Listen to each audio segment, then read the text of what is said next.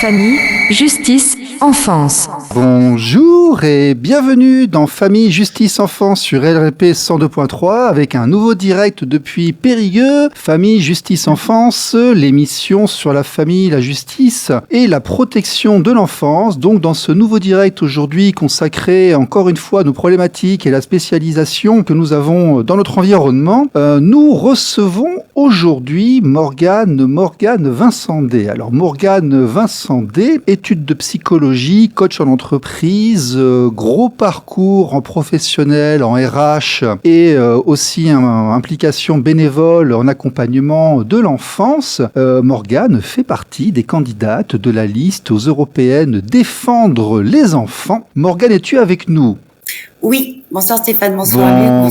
Bonsoir Morgane, merci beaucoup d'être venu nous voir comme ceci sur RLP. Alors déjà, je t'ai présenté un tout petit peu, mais est-ce que tu pourrais, déjà pour qu'on sache d'où tu parles, dis-nous qui tu es, qu'est-ce qui t'a amené à faire tout ceci et à être Morgane Vincendé aujourd'hui en fait. Comment devient-on Morgane ? Alors, comme tu l'as dit, je suis consultante en psychologie, coaching, RH. Management, je dirais que la partie psychologique, donc je l'intègre dans mes interventions, que ce soit en RH, en management et en coaching. Sur la psychologie, il y a différents courants. C'est ce qui va faire qu'on va entendre différentes positions en psychologie, que ce soit psychanalytique, ou autre. Pour ma part, j'ai plutôt une approche, je dirais, plutôt cognitive, qui va dans le sens du fonctionnement des entreprises, humaniste et comportementale. Je suis également bénévole dans une association qui s'appelle Donner la main, don de soi, donc dont le président est Jean-Marc Roffa. Cette association intervient pour les sans-abri, et puis également sur l'insertion sociale, donc l'insertion professionnelle. Et j'en profite pour passer du moins un message. La difficulté qu'on rencontre, c'est qu'on a affaire à des gens qui se retrouvent à l'extérieur pour différentes raisons, et que le but c'est de pouvoir les accompagner pour s'insérer socialement. Et on rencontre la problématique où on a des personnes qui auraient besoin d'une prise en charge en termes institutionnels ou en termes psychologiques. Et là, c'est beaucoup plus compliqué puisqu'il y a une grande carence, on a une énorme carence sur l'accompagnement psychologique ou la prise en charge. Alors, si je m'abuse, au niveau études, tu es passé par un master 2 de psychologie. Alors au niveau études, j'ai fait des études en psychologie. Oui. Ensuite, j'ai fait une formation, j'ai fait une spécialisation de l'enfant, du comportemental. D'accord. Donc, j'ai pas une approche, j'ai pas un travail clinique. Non, mais tu es passé par le master, donc tu as le bagage théorique de psychologue. On en a reçu un certain nombre ici, c'est quand même 5 années. Tout à fait. Et tu as choisi la psychopathologie, c'est ça en fait ? Non, je suis formée à la psychopathologie, à la psychanalyse, puisque ça fait partie de nos études. D'accord. Ensuite, l'orientation, elle se fait en fonction des domaines de compétences et puis là où on souhaite travailler. Et pour ma part, cette psychologie, je l'intègre dans différents domaines, qui sont plus des domaines, je dirais, sur des approches professionnelles. D'accord. Ou des approches individuelles dans l'accompagnement en entreprise. Donc, je donne un exemple. Par exemple, en entreprise RH, lorsque j'interviens, il peut m'arriver d'intervenir pour faire un audit. Ça peut être un audit social, un audit RH. Donc, ça demande des compétences d'identification du besoin, d'analyse du besoin et de mettre en place, je dirais, des solutions adaptées. Oui. Donc, c'est vraiment une approche. J'ai un parcours qui est plutôt atypique et voilà, je fais partie des personnes qui aiment toucher un petit peu à tout et vraiment de prendre le global. Par exemple, en termes techniques, et ça tu le sais, tu as eu un invité, tu évoquais ce qu'on appelle la communication non violente, PNL. Donc, il y a des personnes qui vont l'utiliser vraiment en matière. Moi, je vais les utiliser plutôt en outil. C'est que voilà, j'ai créé mes propres outils. Après, je t'embête plus. C'est juste pour ça. On a eu tellement de psychologues ici qui étaient spécialisés dans autre chose que, je veux dire, l'entreprise de manière générale. Ça nous intéresse. Hein. Donc, en études de psychologie, en dernière année, il y a plusieurs choix. Donc, ça a changé à l'époque du DEA, maintenant aujourd'hui au niveau du Master 2. Quelle est la spécialisation que tu as eue, toi, en dernière année de Master, avant d'aller vers l'entreprise ? Développement de l'enfant. C'est ça. Donc j'ai travaillé plusieurs années avec les enfants. Et après, tu as travaillé avec les enfants. Et c'est ensuite que tu es allé faire du coaching et faire, effectivement, j'ai vu que tu avais fait des agences de ressources humaines, de recrutement, des bilans d'orientation. Et là, maintenant, tu es consultante. D'accord. Ok, donc c'est intéressant parce que tu as la base théorique et tu as aussi une certaine pratique et tu as une visibilité, une vision, on va dire, orientée management et entreprise en plus de cela. C'est ça ? Tout à fait. D'accord, très bien. RLP. Radio Libre en Périgord. Famille, justice, enfance. C'est parfait. Écoute, maintenant que nous savons qui tu es, nous allons pouvoir aborder le thème d'aujourd'hui qui est le harcèlement en milieu scolaire. Alors déjà, le harcèlement en milieu scolaire, c'est un bien grand mot. On entend un petit peu tout et n'importe quoi. Beaucoup de choses sont connotées par rapport à ça. Donc dis-nous, explique-nous, le harcèlement en milieu scolaire, qu'est-ce que c'est? Quelle est sa véritable définition? De quoi parle-t-on? Alors avant de définir le harcèlement scolaire, je voudrais évoquer le fait que l'harcèlement est puni par la loi. Bien sûr. Voilà, l'harcèlement est un délit. Il y a une modification en 2013. Et pourquoi je voulais l'évoquer? Puisqu'il y a une modification, du moins il y a eu un rajout qui s'est fait, qui est récent, en mars 2022, où il y a obligation d'alerter le procureur pour tout harcèlement avéré. Donc j'ai essayé de trouver un peu plus d'informations sur cette partie parce que j'ai beaucoup d'échos, puisque j'accompagne aussi, je m'intéresse à tout ce qui est dysfonctionnement sur les placements, et j'ai eu beaucoup d'échos où il y a eu des enfants pour lesquels il y a eu une intervention de la protection d'enfance suite à du harcèlement. Et effectivement, en mars 2022, il y a eu un rajout du fait où il y a une obligation d'alerter le procureur pour tout harcèlement. Donc, c'est pas clairement défini puisque ça parle pas du harceleur proprement dit ou de l'harcelé. Donc, je pense que les deux sont pris en compte, ce qui convient, je dirais, ce qui correspond à ce qu'on appelle une IP, une information préoccupante, et qui forcément va ouvrir la porte à d'autres acteurs et qui apportent vers la protection de l'enfance. D'accord. Voilà, je voulais préciser ce point par rapport à la loi. En termes d'harcèlement, ce qu'on va considérer harcèlement, ce sont des actes répétés. Voilà, en milieu scolaire, dans le milieu scolaire, ce sont des actes répétés et des actes qui vont être physiques, qui vont être psychologiques, avec l'intention de nuire. D'accord. Est-ce que tu souhaites que je te donne un petit peu les chiffres pour voir l'évolution? Oui, c'est important parce qu'on en parle beaucoup, mais en fait, de quoi parle-t-on? Oui, j'avais noté des chiffres, et les chiffres que j'avais en main, je les avais sur 2011-2013, donc par l'UNICEF. Aujourd'hui, j'ai récupéré des chiffres qui sont récents, puisque c'est des chiffres qui datent de février, d'après Nicole Belloubet, donc la ministre de l'Éducation, À l'époque, qui date de février 2024. Donc on est sur quelque chose de récent. Entre les chiffres que j'ai de 2011 à 2013, on a exactement les mêmes pourcentages. Alors, on a des pourcentages sur des classes de primaire, mais on commence sur des CE2, on était à 5%, on n'a pas évolué dans le bon sens puisqu'on n'est pas descendu. Sur le collège, c'était 7%, aujourd'hui on nous annonce 6%. Et sur le lycée, on est quasiment à la même chose, on est monté puisque c'était 3 et on est passé à 5. Donc, il n'y a pas eu de baisse. L'évolution, elle doit se faire dans l'autre sens. Ça veut dire que en 10 ans, ça n'a pas baissé. C'est même dramatique parce que le résultat a augmenté, mais il a augmenté sur la situation à risque. On appelle la situation à risque, ça va être tous les harcèlements qui sont considérés modérés. Donc la situation, elle n'a pas évolué dans le bon sens, elle est de plus en plus dramatique parce que au-delà du harcèlement, il y a la violence qui s'intègre. Donc, je tenais à communiquer ces chiffres qui correspondent à plus d'un élève par classe. Alors, ce qui est intéressant, ce qui est important aussi de préciser, c'est que on en a beaucoup parlé durant 10 ans. Est-ce que les gens ne vont pas aussi peut-être... est-ce que les signalements sont faits de la même manière aujourd'hui qu'il y a 10 ans, ou est-ce que l'environnement scolaire n'est pas plus sensible à écrire et à rapporter certains événements qui avant étaient juste mis sous le tapis ? Est-ce que tu peux me préciser? C'est-à-dire, en fait, tu dis qu'en 10 ans, les chiffres n'ont pas évolué, mais le nombre de déclarations n'a pas évolué et resté stable. Mais est-ce qu'il y a 10 ans, on indiquait aussi facilement les problèmes de harcèlement qu'on le faisait aujourd'hui? Peut-être qu'aujourd'hui, on dit plus facilement, on rapporte plus facilement un problème auquel l'environnement scolaire a été sensibilisé qu'il y a 10 ans, parce qu'il y a 10 ans, personne s'en occupait quasiment. À 10 ans, on a les mêmes chiffres quasiment. Oui, tout à fait, donc, absolument. Ce qui veut dire qu'à 10 ans, c'était déjà identifié. Simplement, en 2013, il avait été annoncé par le ministère de l'Éducation et de l'Enseignement qu'ils allaient travailler sur 4 axes. C'était annoncé. Les 4 axes sur lesquels ils devaient travailler, on voit la problématique. Aujourd'hui, ça n'a pas avancé. Mais à mon sens, de ce que je peux observer, on travaille beaucoup sur des moyens. Mais j'entends pas parler de compétences. Et ça, j'y viendrai après parce que j'entends beaucoup parler de moyens. Donc, c'est ce qui fait que c'est beaucoup plus identifiable aujourd'hui.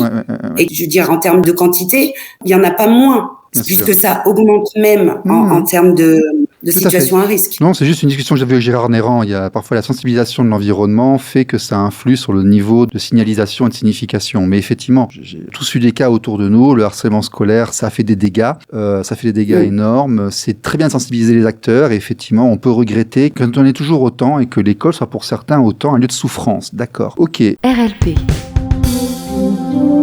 Radio Libre en Périgord. Famille, justice, enfance. comment fait-on pour identifier ce qui se passe, un enfant qui est harcelé, parce qu'il ne le dira pas forcément, on ne sait pas forcément qui c'est qui le fait. Alors, de l'extérieur, lorsqu'on est parent ou lorsqu'on est intervenant en milieu scolaire ou en milieu de gestion de groupe tout bonnement, en activité extrascolaire et autres, comment on fait pour analyser, pour voir? Alors, pour l'identifier, donc, c'est de pouvoir identifier déjà les différents harcèlements, puisqu'on a l'harcèlement moral, l'harcèlement physique et l'harcèlement sexuel et le cyberharcèlement, puisqu'aujourd'hui, les réseaux vont contribuer à cet harcèlement, puisqu'on le voit dans le milieu scolaire. L'harcèlement scolaire, surtout quand les enfants sont au collège ou au lycée, c'est que l'harcèlement débute et il est exercé au collège ou au lycée et il perdure par harcèlement qui se produit après par le cyber. Pour les parents, je dirais que la façon de l'identifier, c'est dans le comportement de l'enfant. On va pouvoir l'identifier dans le comportement de l'enfant. Je donnerai des exemples sur les comportements. Ensuite, par rapport aux enseignants et par rapport aux gens qui sont acteurs, c'est de pouvoir l'identifier et d'identifier ce qu'on va appeler l'harceleur, les pairs et l'harcelé. Puisque quand il y a des problématiques à l'école, les adultes sont pas présents. Et la difficulté, c'est qu'à un moment, l'enseignant, il se retrouve dans une position qui est un peu délicate, puisqu'il sait pas qui fait quoi. Bien sûr. Et c'est là où on va revenir plus tard sur la prévention, je dirais les propositions et la prévention. Tu parlais des signes. Les signes sur ce qui va être physique, on va les repérer par les blessures, par les coups, par des vêtements abîmés, par des cartables abîmés, par des manifestations de stress. L'enfant peut avoir des douleurs somatisées, donc il peut avoir des signes d'alerte sur lesquels le parent, ça peut lui donner des indications. On va reconnaître les troubles comportementaux plus par le repli de soi, le refus de se réveiller le matin. Vous avez des enfants à un moment qui veulent pas aller à l'école et qui trouvent des prétextes. C'est pas des prétextes malheureusement, ils somatisent et réellement ils ont la douleur parce que la somatisation quelque part induit cette douleur.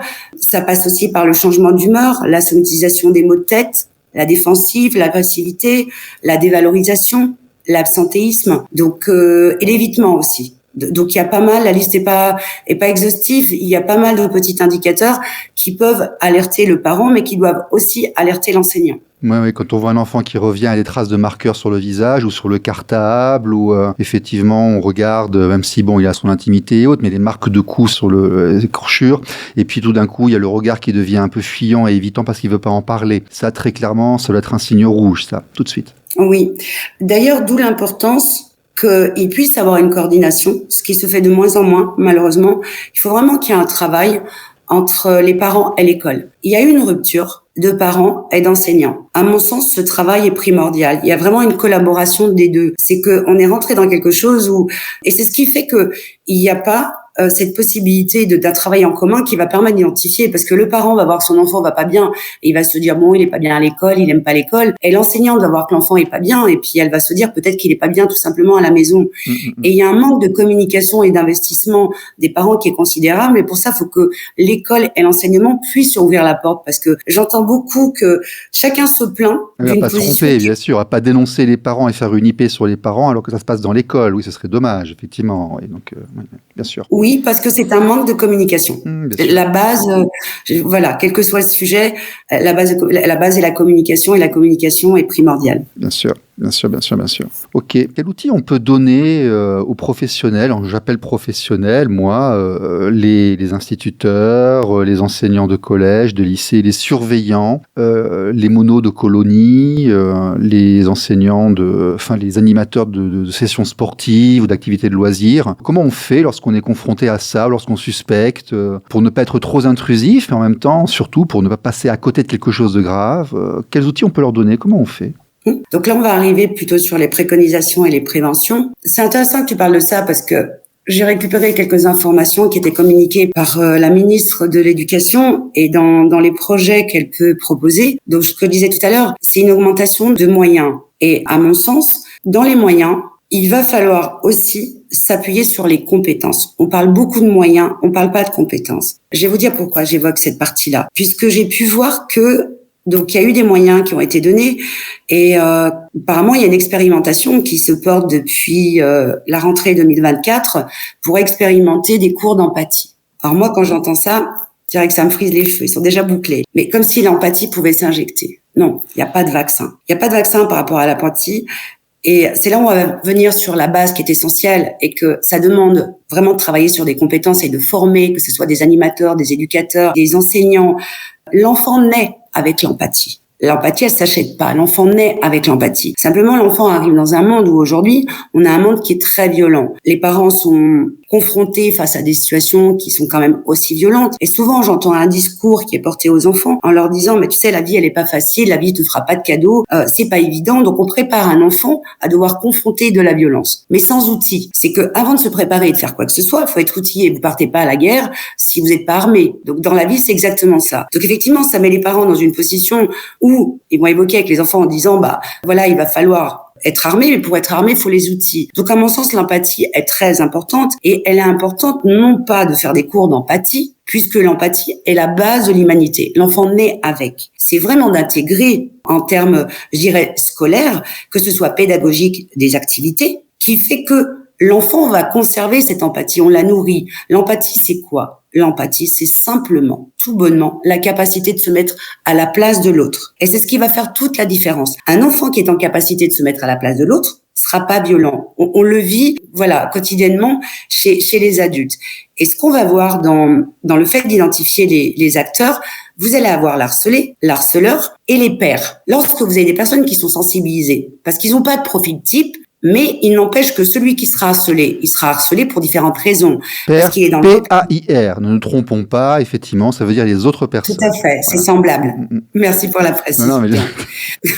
Donc, sans avoir de profil type, on va le voir que les enfants qui vont être harcelés, ce seront ou des enfants différents des autres, ou des enfants porteurs d'handicap, ou des enfants d'origine différente. L'enfant qui, lui, à ce profil type, entre guillemets, je dis bien entre guillemets, d'harceleur, ce sera un enfant qui est beaucoup plus enclin à la manipulation, à la domination, mais ils ont des similitudes. L'un et l'autre seront dans la dévalorisation. Simplement, il y en a un qui va le vivre en se mettant en retrait, et l'autre va vivre la dévalorisation en dévalorisant l'autre. Ensuite, vous avez la position des pères qui est très importante, et c'est là où intervient la prévention et le travail à faire en amont, parce que quand vous sensibilisez des enfants, vous avez deux possibilités. C'est que ce qu'on appelle les pères qui sont les semblables et qui seront d'autres enfants, c'est qu'ils auront deux positions. C'est où vous avez des enfants qui vont être spectateurs, et quand ils vont être spectateurs, ça va leur faire plaisir, ils vont rire, et là, vous ne faites qu'alimenter celui qui harcèle. Où les enfants sont en capacité, mais pour ça veut dire que les enfants doivent être outillés, de pouvoir interagir et de pouvoir faire quelque chose. Et automatiquement, ça change la donne.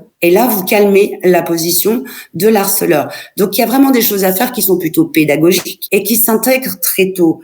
Tout à l'heure, je parlais des chiffres. Quand je communique les chiffres, je suis en incapacité de pouvoir donner des chiffres sur la maternelle, sur le CP, sur le CE1. Ça commence qu'au CM1. Ça pose une problématique puisque le travail doit être fait à la source. Je veux dire, on peut pas laisser des situations comme ça et ensuite dire on fait des cours d'empathie. Il y a quelque chose qui va pas. On n'apprend pas aux gens d'être dans la capacité de se mettre à la place de l'autre puisque on vient au monde avec ça. C'est de nourrir, de conserver. Alors là, effectivement, je vais faire une petite parenthèse multiculturelle. Les habitués de la radio savent que j'ai vécu sur d'autres continents, que j'ai observé la façon de faire asiatique et qu'effectivement, je te rejoins sur ce point, la gestion des premières années de la toute petite enfance est vraiment améliorable en France. Moi, je me souviens lorsque ma fille était au BIC à Bangkok, British Early Years Center, c'était une école anglophone, anglo-thaï, où elle a commencé, elle avait 2 ans, je crois, elle marchait pas encore. Il y avait très clairement une gestion... il y a peut-être moins de harcèlement tel qu'on le vit chez les grands parce que les enfants à cet âge-là sont très encadrés et les enseignants sont très très proches des enfants là, qui sont dans la petite enfance. Mais je sais que par exemple, là-bas ça correspond à ce qu'on a nous, la petite section et avant, un geste d'agression, donc une volonté, une velléité est sanctionnée. Elle n'est pas sanctionnée, je veux dire punitivement, mais elle est relevée. Attention, on fait pas ça. T'aimerais que ce soit sur toi parce que les enfants peuvent être parfois, ils ont des réflexes. Tu dis l'enfant naît avec une empathie, mais il faut quand même la révéler. Ils peuvent être violents entre eux lorsqu'ils sont petits.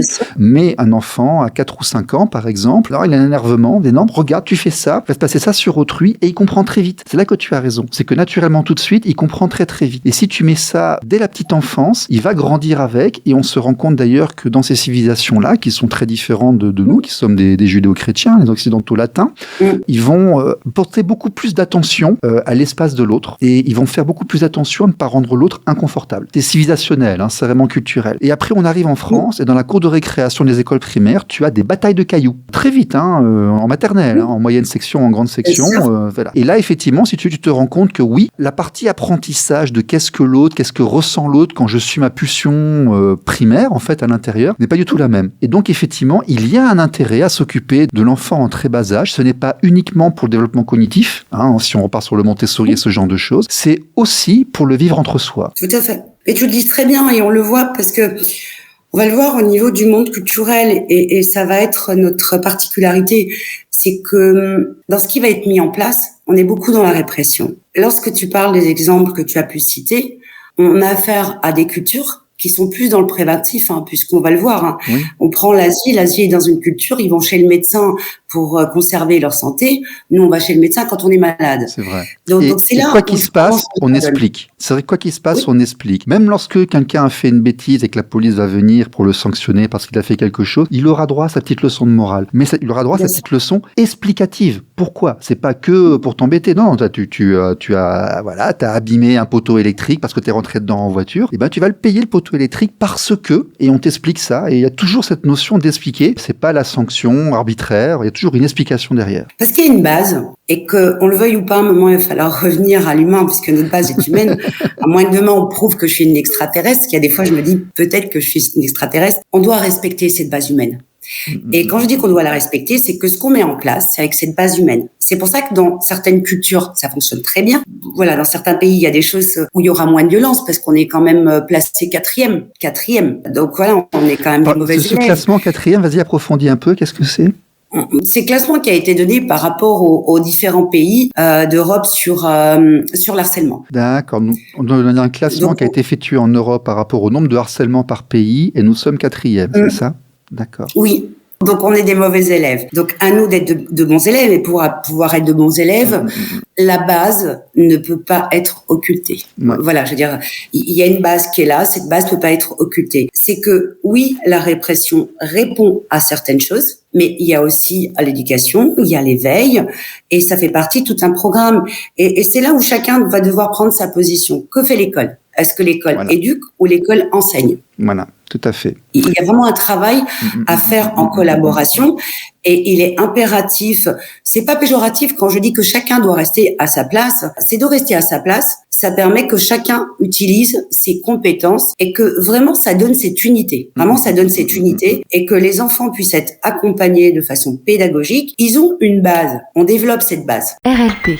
Radio Libre en Périgord. Famille, justice, enfance. Il nous reste 3 minutes 30. On va aborder tout de même les conséquences du harcèlement et ce qu'il faut faire lorsqu'on voit quelque chose. Parce que on ne va pas rester anodin lorsqu'on est spectateur. On sait qu'un enfant en danger, il faut dire qu'un enfant est en danger. Mais abordons un peu les conséquences et le comment agir. Oui, donc dans les conséquences, on a plusieurs conséquences, puisqu'on a les conséquences de troubles émotionnels. Et il y a des conséquences qu'on va retrouver identiques à l'enfant qui est harcelé et le harceleur. Par exemple, la colère, vous allez la retrouver chez les deux. La dévalorisation, vous allez la retrouver chez les deux. Donc, vous avez des similitudes en termes de conséquences, aussi bien chez l'enfant qui va harceler que l'enfant qui est harceleur. Donc, on a des choses en commun.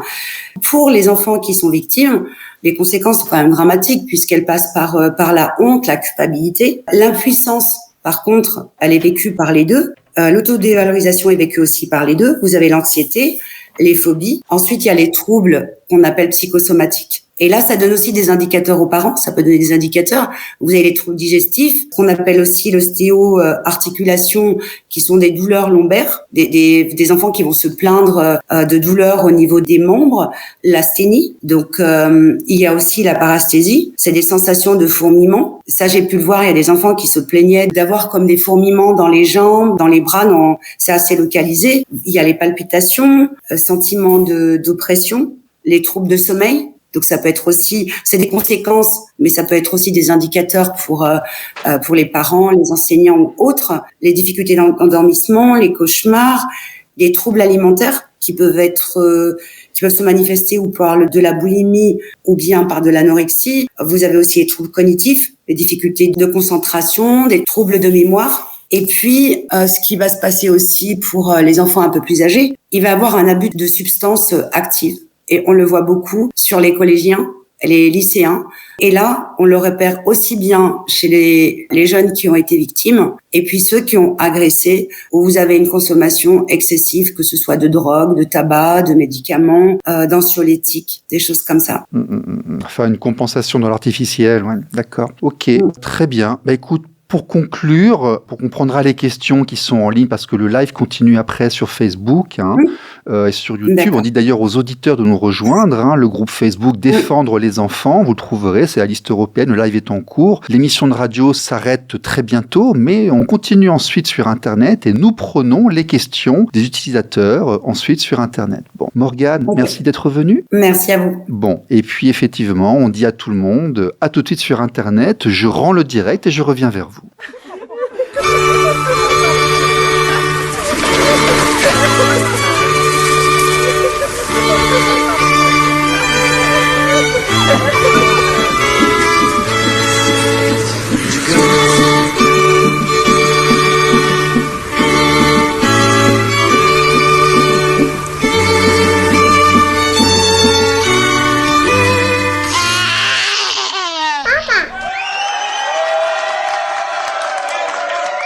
Famille, justice, enfance.